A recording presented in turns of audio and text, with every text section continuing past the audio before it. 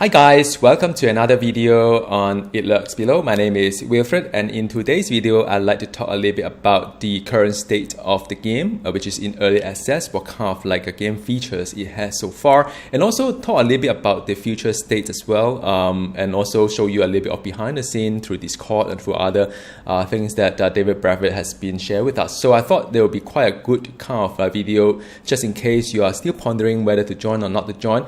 And also I'd like to play a little bit in this live recording, so because I think I've done quite a lot of compilation video, it doesn't really show you exactly how the whole game flow is like, because I've compressed hours of video into just 15 minutes or so. But I'm going to play a little bit, and the area that I'm going into, the flash kind of area, is going to be a work in progress. Now, not work in progress is not everybody's cup of tea, but I actually like it a lot. The analogy I can think of is you have your favorite amusement park, and then after that you've seen some area being carved out and some construction going, there's a new tent going into the area, some new attraction but not quite sure what it is. So it is more or less like the kind of feeling, just walk inside, take a look at how the game is being evolved and developed by David Brevik. Alright, so now first thing first, I've been playing this game for more than 60 hours, and I think more than 20 hours spent after early access. So I joined this game during the closed beta with David Brevik and his team as well, just to test out the game, throw some ideas and so on. There's a very active a Discord kind of a channel, and I strongly suggest whoever, if you are into this game, if you like to see how the game is being evolved, I strongly suggest you get into the Discord channel. You can see a lot of patch going on. I think whoever who has managed to come in and take a look at all the work that's been done by David Brevik, you probably get convinced that this game is very much actively developed, and actively all the fixes, bug fixes, suggestions and so on are being put inside. So that's beautiful. And there are many kind of sites for closed beta folks. We have some access to the closed scroll people, but I think for the rest, this is really good area as well. Suggestion, I also put in some suggestion, for example, what we could make the game, at least from my perspective. I'm not a game designer, but I play quite a few games, especially Brevik's ones. So I thought, give some suggestions here. There's a lot of very interesting suggestions as well. David Brevik, Darkert, sometimes we also post, and just to brainstorm on why things are, are doing this way or not doing this way. So, if you are passionate about game development, I think you could learn a few things here and there from David Brevik, as well as he debate on whether some of the game feature should or should not be entered into the game. So there's a lot of behind the scene going on. But if you say you are still not quite convinced that this game is is in a stage whereby you like to play, you would like to know what is the current state as well as the future plan as well. Totally understandable, because you put in $20, you'd like to see some return on that one. So if you take a look at the Steam page, and I'll share the link at the description below, there's actually quite a lot of active participation from the forum as well. And there is one called the official link updated May 10th, 2018, with inside there are quite a lot of links that you'd like to get yourself into to see where the game is heading, just to get into the whole discussion. But just to show you this plan here, because when you participate in early access, sometimes you don't know what's happening. You don't know what the plan is happening, the pace as well. So it's very kind that David has shared with us the whole plan of what he want to do. Things like next patch content. I actually come here every day or so, maybe twice a day, more than twice a day, to see how he work on these items. And you can see that this list actually grow quite a fair bit until it hits a point whereby he said, okay, that's done, one patch in. So it's really a lot of things that he has put in. I think there are some prioritization going on, like the orange one probably is a different category, I presume. And then something that if he's working on something, they will see it here. Right now, probably he's resting. It's Sunday on my time, or just streaming to get connected with the fans. But I do see things working on here. I can move to the next patch. There's a whole bunch of quality of life update that, things that he wish can do. As well. So I think that is pretty cool. Some of the bugs that we have spotted while playing the early access, we dropped down in the Discord channel, and then he also took a look at that and try to replicate it here as well. It's quite a long list there, but fear not. Basically, some of them are not really. Most of them are not game breaking. I can still play quite a fair bit even without. Personally, though, I haven't really encountered all the things that that is being mentioned here. So just to show a little bit of like what's behind the scene. And yeah, I know there's a lot of people asking for the UI for the key remapping. I think some of you are left-hander, so you find it a little bit hard to play this game when when all the keys are more for the right-hander people. So right now you can edit the config file to get it shoot to your left hand need or right hand need or no hand need. Like me, I play it via the MMO mouse, so I don't need hands on the keyboard. Yay! And then some of the things what is coming up soon, which is kind of nice as well.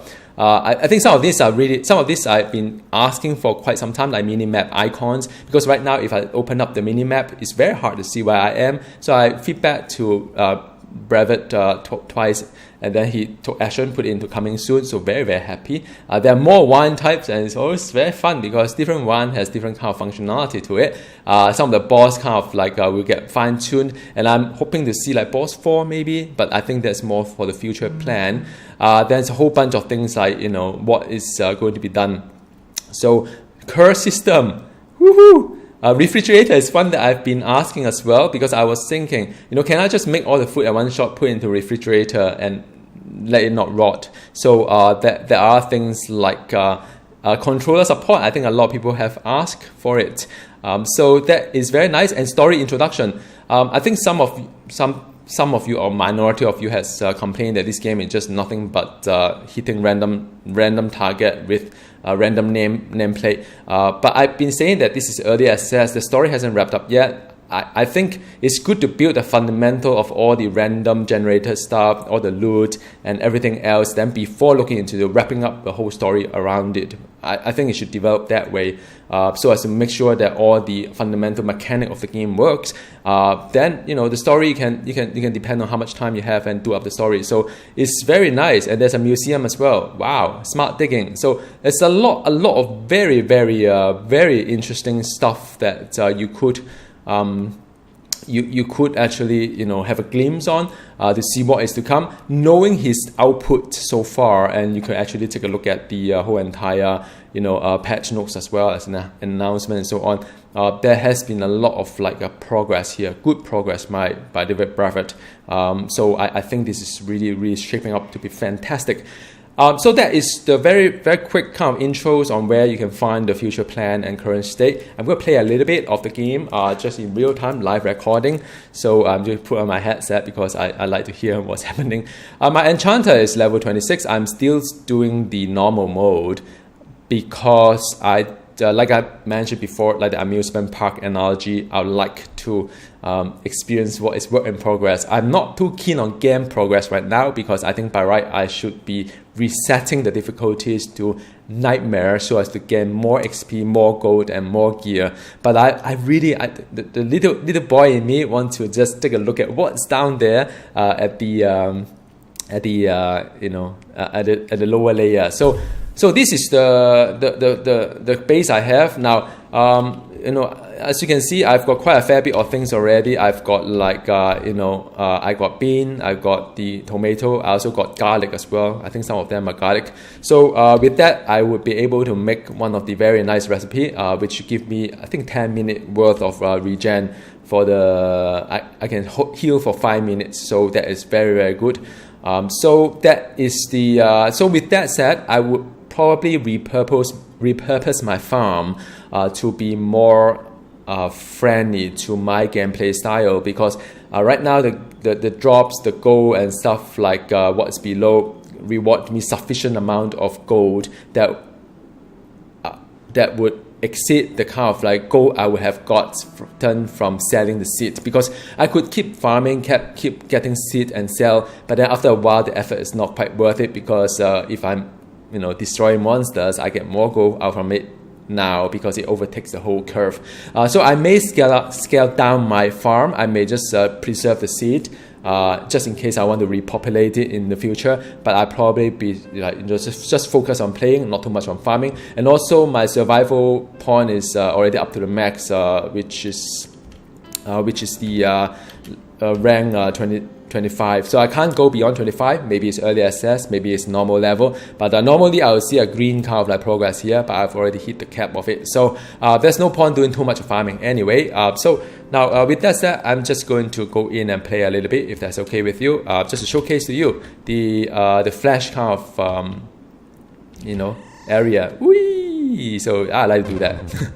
Okay, so this area is a flash area. I've opened up quite a fair bit. The one above is the red area, the crimson area that I managed to do a little bit of, there's no boss there, but there's kind of nice, interesting kind of mobs.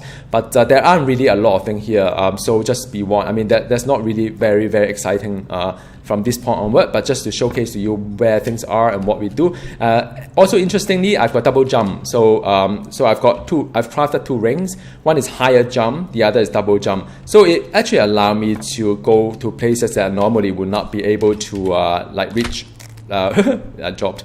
Normally I would not be able to reach that far. So like I can double jump to something like this one without having to build a ladder to go there. So that kind of like make the whole thing a lot more fun in the sense. Like I said, I mean, right now there aren't really a lot of challenge because all these mobs are very, very easy if I'm playing the hang on, let me just do a ladder here. If I'm playing the range kind of character. So let me just, ooh, wow. Okay, so there is quite a fair bit of interesting things here. I think these are rune words. So yeah, allow me to do a little bit of stuff here so that you can also see what I can do with. I think what I'll do, I'll just come over to this side and go from that side. It's easier. I'm the kind of lazy person. I'm kind of lazy. I don't want to like too much effort to dig. Ooh. Okay, so I think yep, I'll just dig through here, and I'll just talk a little bit about my gear in just a bit. Now there's a ring for me to destroy 9 square instead of 1 at a time, but I think I like the double jump a little bit. But I could actually dig this a lot faster to like just do stuff. Now I don't know how hard these monsters are, man. Seriously, I hope it's not that hard. Let's see. You never know. And of course, the lower it is, there's some new ore as well, but I'm not going to do it today on that one.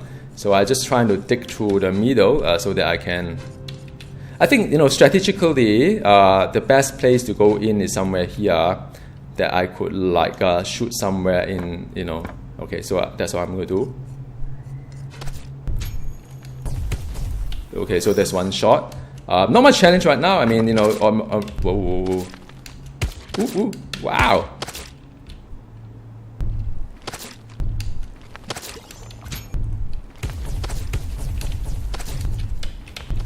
Whoa.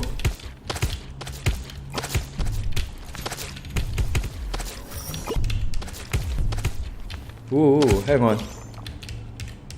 Okay, so this guy is out. That's fine. Whoa, hang on a second. I knew they're going to be hard, but didn't know that it was that hard. So let me try to recuperate a little bit first. I caught a little bit.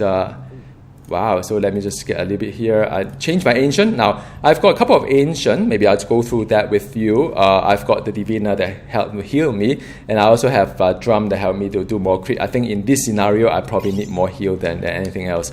But let's see. It kind of hurt a little bit. Now, these are rune word. I'm going to go through with you in just a bit. Let me just like grab all these things, and I try not to drop anywhere because that may be quite catastrophic, and I may end up dying on the video itself. Let's see. Now, what are these? These are called rune words, and I'm going to show you what the rune words are in just a bit. Let me just get. Okay, so now what have I got here? Okay, I've got rune words here for those who play Diablo or the old Diablo D2 or say Marvel Heroes and so on. Their rune words. I could transform my my crown into an aspirational crown. Just give you more affixes to it, stone of aspiration, so I can have the ring, and after that add a rune to it. Then then it becomes more awesome. Some of these runes I have it already. I probably would need to find a portal to upgrade them, but I'll keep it to another video here. So these are pretty easy stuff. It looks quite scary, but actually it's not. But like I said, back to my whole amusement park analogy. What you see here may seem very straightforward and easy because it's work in progress. He just wants to put the stuff here first, and then and after that he will develop accordingly. So that I'm pretty sure that it will be much challenging than what you see right here.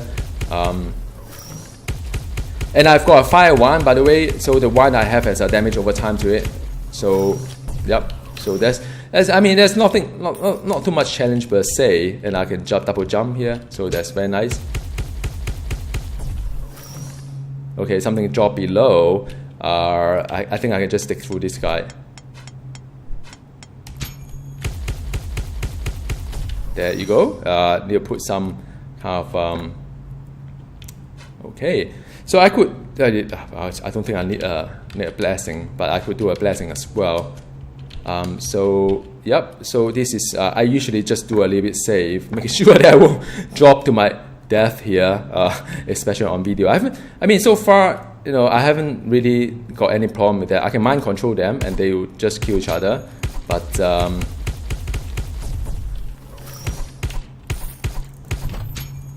and after that I kill them both. So that's quite nice. I think this is a poison one, it's not a fire one. I thought it was a fire one. So yep, that is it. And the double jump is beautiful. I could like jump back into there. I think normally I couldn't have done it, but yep. And after that, just walk over to this side. And after that, I just walk over to this side. Oh wow, hang on. Sometimes mistakes can happen, and that was what I mean. Sometimes it can be quite catastrophic if I just jump in and do the wrong thing. So okay, that is it. And the last one is here. Again, I'm sure once the actual kind of like gameplay come on board, there will be a different type of monster that make it more interesting. They always have like a few types that will complement each other, make it harder for you to kind of like play. And I could destroy some of this crystal as well. There are some like I think I don't need this one. I can recuperate into something called the crystal shard that can create the runes. Alright, so let's see what I have there. Sometimes there are good stuff like runes, sometimes there are just gold and so on. Alright, so there's a purple kind of, don't scream. Alright, so if I take a look at the loot I have, some of this I already got, so that's not really a big deal from it. There are things like blessing, light, regen, so a lot of things I could possibly destroy. This run is just a quick run, so I'm not expecting anything great from this run. But usually what happens is that I'll then go back to my base. Some of these I can harvest as well, just need to take a look at the timer. I can go back to my base and after that sell some of these things that I do not need. So it's rather fast anyway. After a while you kind of know what you can keep, what you don't have to keep, and so on. And sooner or later, everything become very, very nice. The rune words, I would just keep it first because I may, upgrade a few of my weapons along the way. Rune-wise, I do have quite a fair bit. Let me show you my bank.